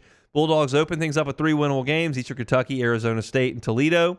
And they get Florida at home to open conference play. That is such a monster game. That Florida at Mississippi State game is huge for both of those programs. Then they travel to Texas and Georgia in back-to-back weeks. That's just absurd. 2 toughest teams in the league likely on the road back-to-back weeks. And then they got a road trip to Tennessee. And then they got a road trip to Ole Miss in the Egg Bowl at the end of the year. Like, whew. Missouri's coming to them. Like, that's a tough gig for Mississippi State. If you go through it in order, hardest Florida, Mississippi State 2, Oklahoma 3. They've got Georgia at 4, and that's a flip from last year where Georgia got a cakewalk. They had Oklahoma scheduled. It got taken off because of this transition. They added like Ball State, and they've really had a cakewalk. They had Tennessee come to them. Or no, they went to Tennessee, but they had Ole Miss come to them. They didn't get Bama. It was a cakewalk for Georgia. This year, they got to go play Clemson in Atlanta. They've got Alabama, Ole Miss, and Texas on the road. And then you've got home game against Tennessee as well that, Tennessee can be tough to prepare for. Kirby's done a really good job with it, but it can be tough. So this is a little bit more difficult for Georgia, even though everyone really believes in them. And then the last one I wanted to comment on because I think it's going to be the end of another head coach in the league, and that's Arkansas. They got Oklahoma State early on the road. I think that's going to go poorly for them. And then you got to go in week 3 to play Auburn, and then you play 5 of the top 7 teams in the preseason SEC media poll, and I just don't think Sam Pittman has the squad to overcome that, and I don't think anybody does. The question is not whether or not Sam Pittman's going to be back next year, because he's not. The question is Arkansas going to hire Bobby Petrino from Sam Pittman's staff to move forward? I told you last year, as Arkansas continued to lose, fired their offensive coordinator, continued to lose, that I thought Gus Malzahn would be the next head coach at Arkansas. They decided to keep Sam Pittman for financial reasons. They just didn't want to pay the buyout. They go get John Calipari for basketball, not paying Sam Pittman's huge buyout that they foolishly gave him after year 2. They didn't do that. So now they've hired Bobby Petrino to run the offense, and the question is he going to take over for Sam Pittman? We'll see. As I sit here, an LSU fan who is analyzing Arkansas, and we'll see how much LSU and Arkansas play, Bobby Petrino does not scare me. He did not scare me in College Station. He does not scare me in Fayetteville as the offensive coordinator. He would not scare me as the head coach. I think we're long past the era where he was as dynamic a mind as there was in college football. Long past it. He won a ton at Louisville, set records, won a ton at Arkansas, bolted for, got fired there for transgressions on a motorcycle.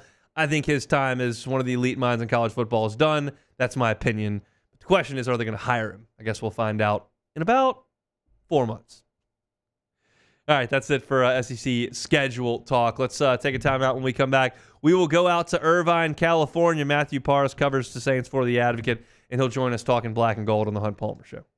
You are now listening to the Hunt Palmer Show. One Bath and Closets. OneBathAndClosets.com is the website. David Duvall and his team, 30 years of redesigning and remodeling bathrooms and closets. Safety is something I tell you about a couple times a week when we talk about One Bath and Closets, especially for those who are aging. The bathroom can be a very hazardous place. There's a lot of slipping and falling, a lot of unforgiving surfaces. It can be dangerous as folks age. And if folks are aging and want to stay at home, maybe we can do our part as their loved ones in our lives to make sure that it's as safe an environment as it possibly can be. David Duvall and his team do this kind of stuff all the time. Non-slip floors, handrails and guardrails around tubs and showers, toilet areas, benches in showers, walk-in tubs, all that One Bath and Closets can handle for you. Get that free consultation. Tell them the Hunt Palmer Show sent you there. Get $1,000 off and make that bathroom as safe as it can possibly be for the aging loved one in your life. The website is OneBathAndClosets.com. You can see the reviews from their satisfied customers. You can see pictures of their fantastic work. You can get that free consultation I'll tell you about every single day. It's One Bath and Closets at onebathandclosets.com. In times of need, get a full list of phone numbers, websites, and other important emergency information on the Demco Stormwatch page at 1045ESPN.com.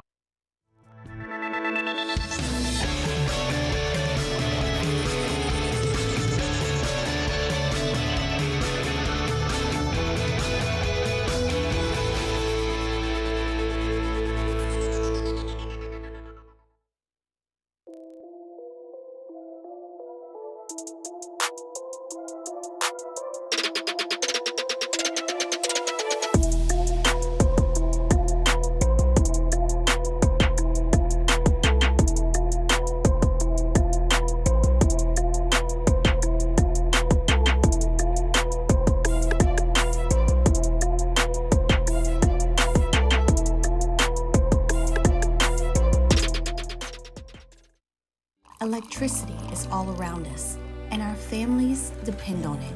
Every day is sparked by the power of a cold drink or a warm meal, a movie night, and a comforting light at the end of a dark hallway.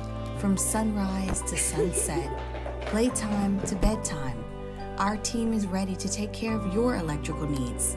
Even in the case of an after-hours emergency, the light in your life shines brighter with Mr. Electric. Hey, it's Matt Moscona. For years, you've heard me tell you about Insurance Network of Louisiana, helping you find better coverage for less money. But it's not just for your home and auto. They also offer commercial property. So, retail stores, professional offices like doctors, dentists, attorneys, clothing boutiques. Insurance Network of Louisiana can find you better coverage for less money. They service the entire state of Louisiana, and they're local. So call today at 293-0450 or lainsurance.net. Jerry and Benny Payne began Central Plumbing Company out of their driveway in Tanglewood subdivision. 50 years later and 4 generations down the road, we continue to serve Baton Rouge and the surrounding areas for all of their plumbing needs. Residential, commercial, industrial, or hospitality, Central Plumbing is here 24/7, 365. We want to thank our customers, family, and friends for 50 years of success. And looking forward to 50 more. Gulf Coast Office Products is a nationally recognized Savin office equipment dealer based right here in Louisiana. Over 100 employees strong, Gulf Coast has the boots on the ground to support all vertical markets from education, engineering, legal, and finance. With the latest in office technology from desktop to production segment units, Gulf Coast and Savin have the perfect fit for you. Call 225-756-2644. That's 756-2644 for Gulf Coast Office Products. At Relief Windows, we're more than windows. We're windows, doors, party plank, and vinyl siding. But our number one product is always customer satisfaction. It's Musso. Join us for Tuesday's AFR presented by Sunshine. Get another Saints camp report from Ross Jackson. Shay Dixon talks recruiting, and LSU transfer pitcher Connor Benz joins the show. Tuesday's AFR, 3 to 6, 104.5 ESPN Baton Rouge.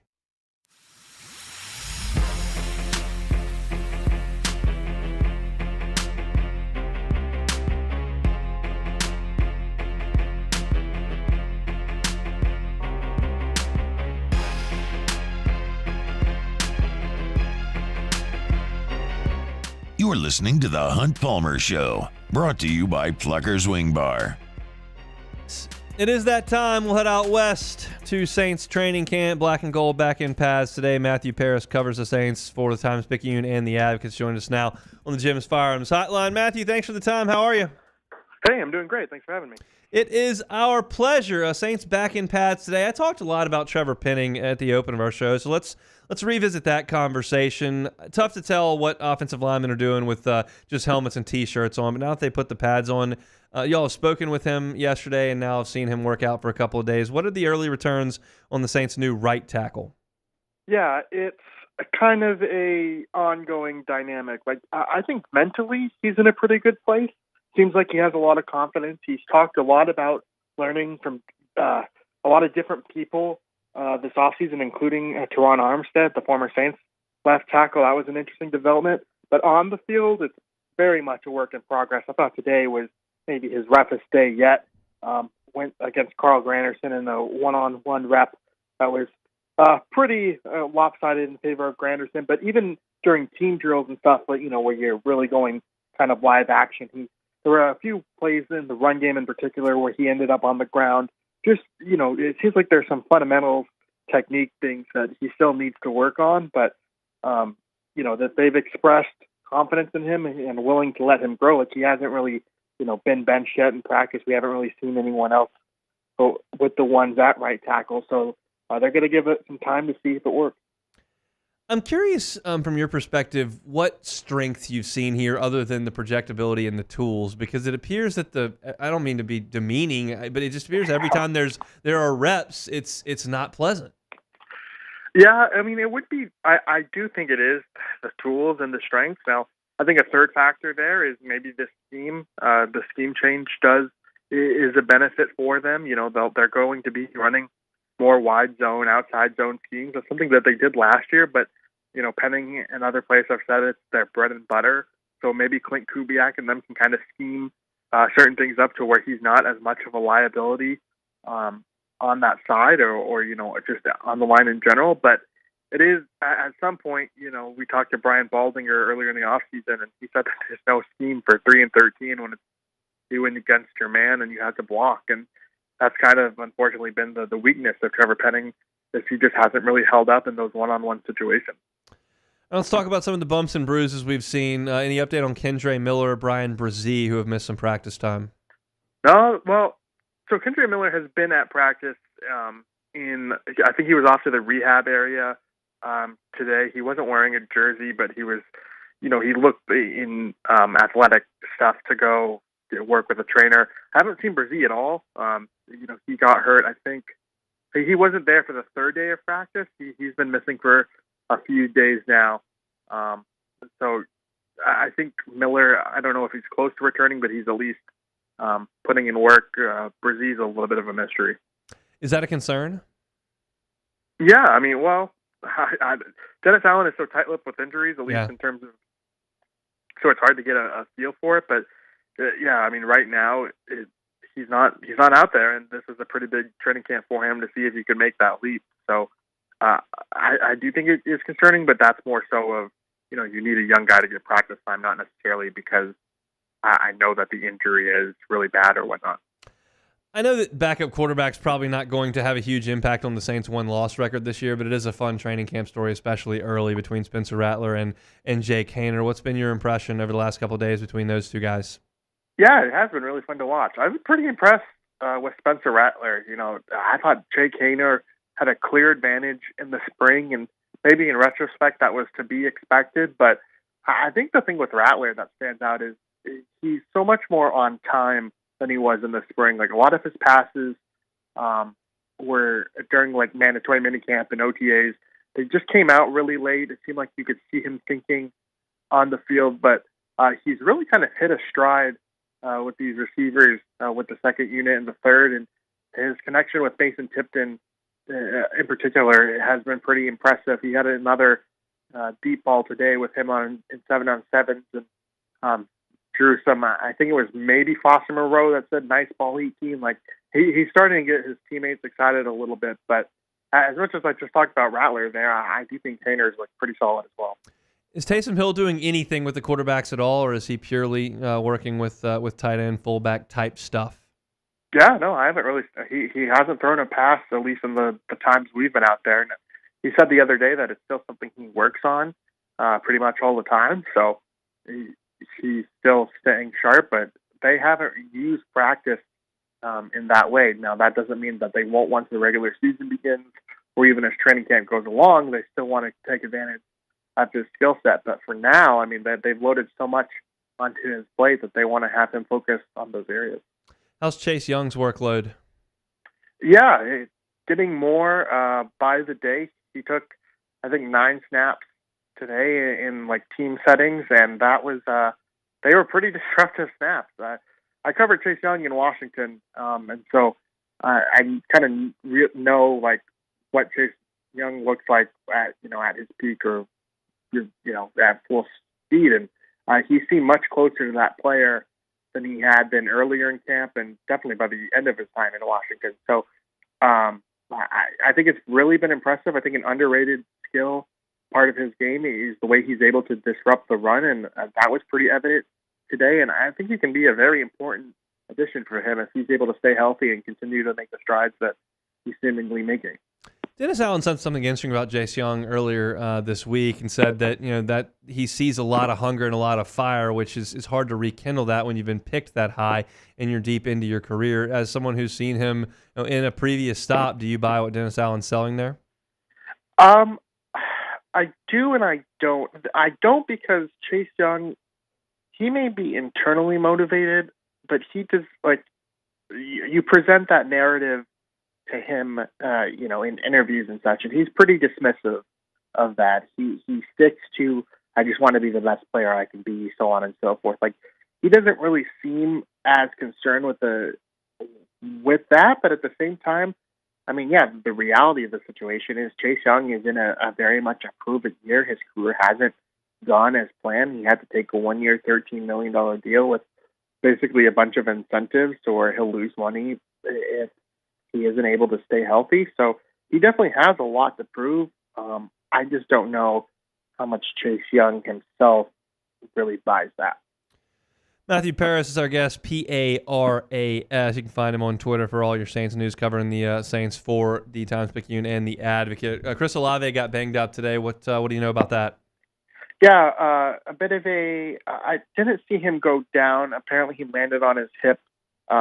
That's what Dennis Allen said. But I did see him walking gingerly on the sideline, going back to the medical tent area.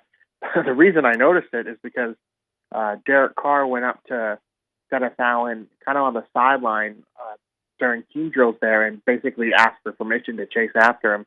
And Allen gave the go-ahead, and Carr kind of jogged his way. But, Carr went to go check up on him as they were walking. But he looked pretty, it looked like he was in some sort of pain, walking gingerly anyway. He wasn't really necessarily favoring one hip or another, but we'll have to see how that develops because the Saints, unfortunately, have had some injuries here to start camp. Isaiah Foskey, you said in one of your tweets, had a pretty good day in team drills. What can you tell us about the second-round pick? Yeah, got after, had a sack in one of the later team sessions. Him and Peyton Turner, I thought, had really nice days. Peyton Turner kind of filled that NASCAR role that Tonyo Passanio had last year, where, he was a defensive end but would kick inside occasionally. We saw Turner do that today, where he was playing defensive tackle. And so both those guys, Foskey and Turner, I thought had really nice days. I mean, the pass rush was kind of everywhere today. I don't know if it was because they've seen these plays now almost a week into practice, to where they know what the offense is going to run, and they aren't as fooled by the play action as they were earlier. But they really kind of made their presence felt, Foskey included. I realize not my best question here, but we're not out there and y'all are, so I'll give it open-ended. Is there anything else that's kind of stood out over the last 2 days since they put the pads on that we haven't really discussed here? Yeah, I mean, I think it's very kind of we just have gotten a sense of how Clint Kubiak maybe wants to go about this offense. We've seen a lot of so many run plays, a lot of play action. I think they're going to try and form their identity around those two aspects, try and tie them together and mirror them to where, a run play seems like maybe it's going to be a play action, but ends up being a run or vice versa. They're really going to try and disguise this to the best of their capabilities. And so I do think we have a better idea of what the Saints' identity kind of wants to be after the first kind of week of practice this year. He's Matthew Paras. You can follow him on Twitter at Matthew_Paras, joining us from out in Irvine, covering the Saints for the Advocate and Times-Picayune. Matthew, thanks so much for the time. Hey, appreciate it. Good information there from Matthew. I'm talking about a couple of guys that we have not talked a ton about positively, Isaiah Foskey and Peyton Turner, hopefully having some quality days. This is Peyton Turner's season. He's very, very good in training camp, not necessarily as good once Labor Day rolls around. The backup quarterback competition continues to kind of bubble a little bit. We didn't talk much about Tipton, who's gotten a ton of love and made a couple of good plays today as well. And the unfortunate news of the day is Chris Olave may miss a little bit of time with apparently a hip injury, left practice today. So we'll certainly follow up and learn more about that on tomorrow's show. Ross Jackson is going to join Matt. Generally speaking, that's at 5 o'clock from out in Irvine. So we'll see if Ross knows more on AFR later this afternoon about what's going on with Chris Olave. But it's just been a lot of bumps and bruises thus far for the Saints. Nothing completely serious that has immediately ruled guys out for substantial amounts of time, but just your camp bumps and bruises that I think are to be expected. But you never want a guy like Chris Olave to leave practice, because that's one of the guys the Saints are going to depend on in a big, big way this coming football season. If you're looking for Saints news, you can always find ours, Hunt on Saints, on YouTube. Subscribe up to the channel. All your black and gold all year round at Hunt on Saints. All right, let's come back and close things out. It's a Tuesday edition of the Hunt Palmer Show. You are now listening to the Hunt Palmer Show. All those banged up Saints going to need some physical therapy. Well, they're in Irvine, so they can't come to Starring near Highland Road. But if they could, they would, because Robbie Bolton and his team at Evolve Physical Therapy are the best in town. Robbie's been at this almost 20 years, worked with a number of pro athletes, and is looking for active people around the Baton Rouge area who are looking to get back to their active selves. Whether you've been in an accident, been injured playing a sport, you slept wrong and can't get rid of some of the pain, Robbie Bolton and his team can help you. They do soft tissue manipulation, they do dry needling, they do cupping, they do scraping, and it's all very much hands-on. If you've had a physical therapy experience in the past where the physical therapist kind of gave you a list of exercises to do, showed you how to do them, and then walked away, came back in 45 minutes to check on you, that's not going to be your experience at Evolve Physical Therapy. They are going to be with you for the entirety of your visit, and they're going to make sure you get back to being your active self. Whether it's a youth athlete, somebody that's 65 looking to get back on the golf course, whatever the case may be, Robbie Bolton and his team are here to help you. Evolve Physical Therapy is the physical therapy clinic in town. EvolvePT.com is the website. Again, they're on Starring near Highland Road. It's Robbie Bolton and his team at Evolve Physical Therapy, EvolvePT.com. Get the 104.5 ESPN Baton Rouge app powered by Bayou Ford and tap the microphone icon to send us your thoughts in an audio message. Your message could be played on air during Off the Bench with Esther and T-Bob, The Hunt Palmer Show, and after further review with Matt Moscone. Farming is a way of life for us. It's not something we get up in the morning and dread going do. It's just something we go to bed at night looking forward to getting up to go do. John Deere equipment is what we as farmers strive to have. So it's in your blood, it's in your veins. It's just a part of who you are. Green is what we want to be in. The other tractors were acquired to patch it up to get to where you want to be. Where we want to be is in John Deere. Flip the switch and learn more about what it means to be powered by sunshine at sunequip.com.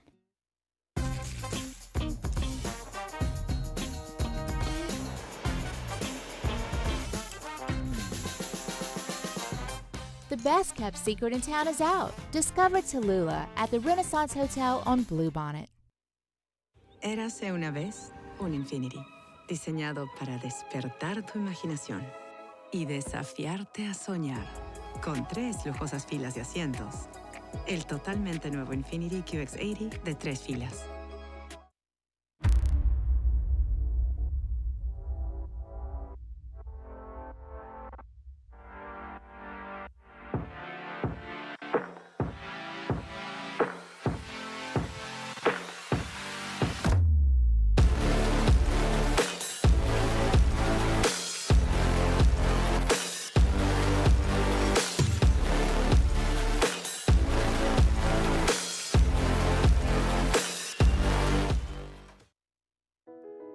I've been doing business with Luba for 25 years. They're dependable, trustworthy. It's just the attention to detail with our clients. Our folks have years and years of experience. They're highly trained professionals, but many companies have that asset. What I'd like to think makes Luba a bit different is that we use those talents in a way that truly is dedicated to serving the needs of the folks who depend on us. Breck teamed up to reimagine your parks, and you imagined big. With your help, we went to work, creating 12 beautiful community parks across the parish. A family-sized water park, miles and miles of trails, and parks just for your dogs. There are more places to splash, to explore, to run wild, and even soar. You imagined, we delivered. Gold. Brack, your #1 park system in the nation. Electricity is all around us, and our families depend on it. Every day is sparked by the power of a cold drink or a warm meal, a movie night, and a comforting light at the end of a dark hallway. From sunrise to sunset, playtime to bedtime, our team is ready to take care of your electrical needs, even in the case of an after-hours emergency. On Wednesday's OTB, we bring you the latest from Paris as the Olympics roll right along, plus the penultimate day before training camp begins for your LSU Tigers. Off the bench, 7 to 10 a.m., 104.5 ESPN.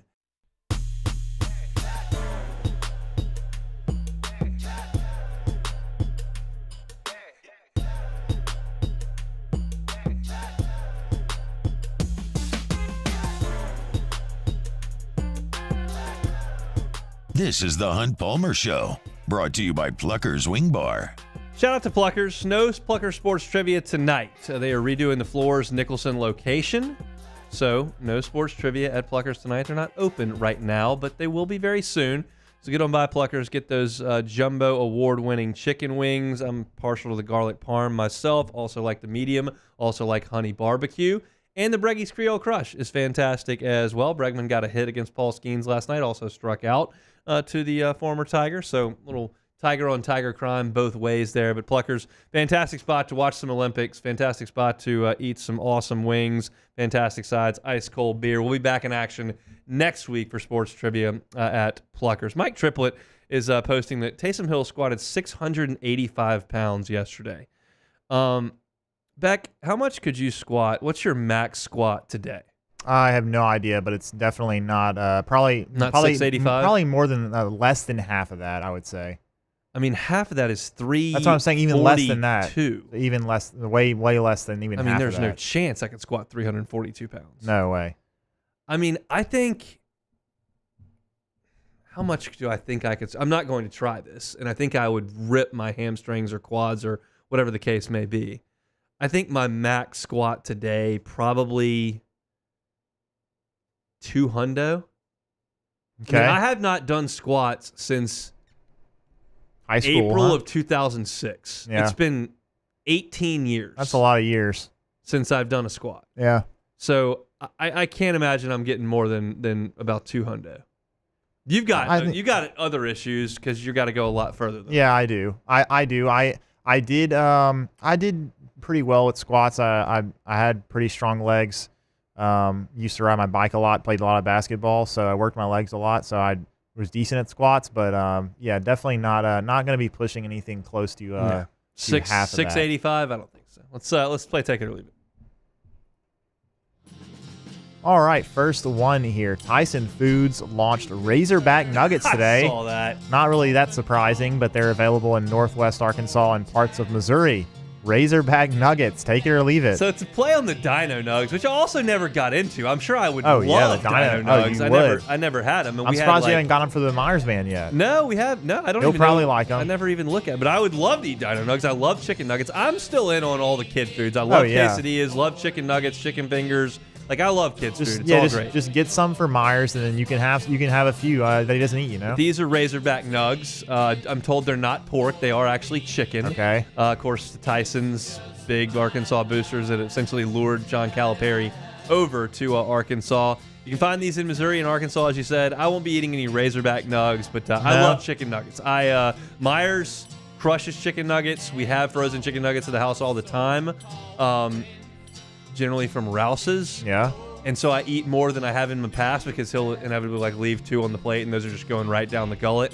But I love them. I just don't know that I'm interested in Razorback Nuggets. I might be potentially making a trip up to Fayetteville for the game this year. So maybe I can go there. And, how are you going to get there? Probably driving, unfortunately. Oof. There's not really many other better options. It's not great. That is the issue with Fayetteville. It is a wonderful town from my brief experience there. It is. I just don't. It's getting there is a pain in the butt. It just is. Yeah, but maybe I'll if I go, I'll have to get a review for the Razorback Nuggets. All right, next one here. Asked to compare the rough at Le Golf National this week, which great name, by the way. Le Golf National. Yeah, National, sorry. This week to the 2018 Ryder Cup, Rory McIlroy responded, "You'll have to ask the Americans. I wasn't in it much that week.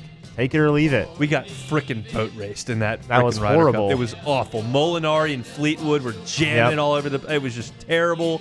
Speed. They had Phil Mickelson out there playing alternate shot, hitting into the spinach on every hole. That was just.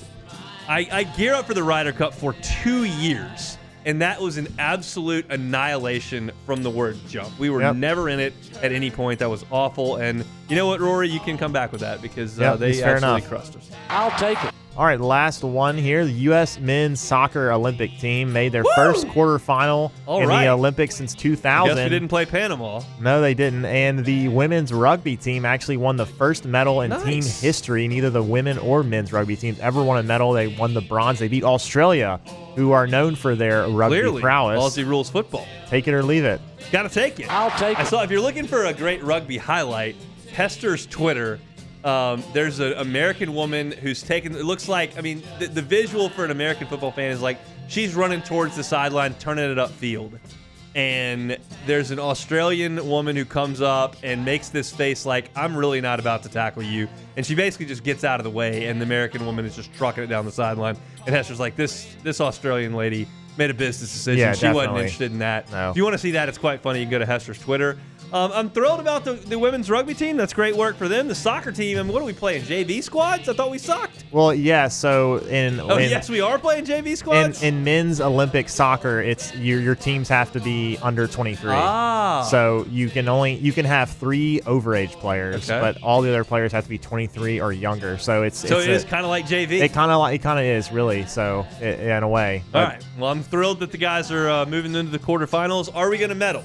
I will say yes. I think they can. I think they can win the bronze for sure. Absolutely. I'm intrigued now. I don't know that I'll watch any of it, but I hope they do. By the way, the women. Not only did the women win the bronze, they also won it at the last second. They scored a try, Hunt, not a touchdown. Yes. They scored a try. Great work. with a few seconds left in the game to win it. So it was actually pretty exciting win for them. Love to see that. We talked Trevor Penning at the top of the show, Cape Cod baseball, Glenn West talking Tigers, watch list season. We did some Meet the Freshmen, SEC strength of schedule, and Matthew Parras talking Saints. If you missed any of it, you can always catch it on demand. Matt's going to drive you home. We're back tomorrow, same time, same place, Hunt Palmer Show. Gulf Coast Office Products is a nationally recognized Savin office equipment dealer based right here in Louisiana. Over 100 employees strong, Gulf Coast has the boots on the ground to support all vertical markets, from education, engineering,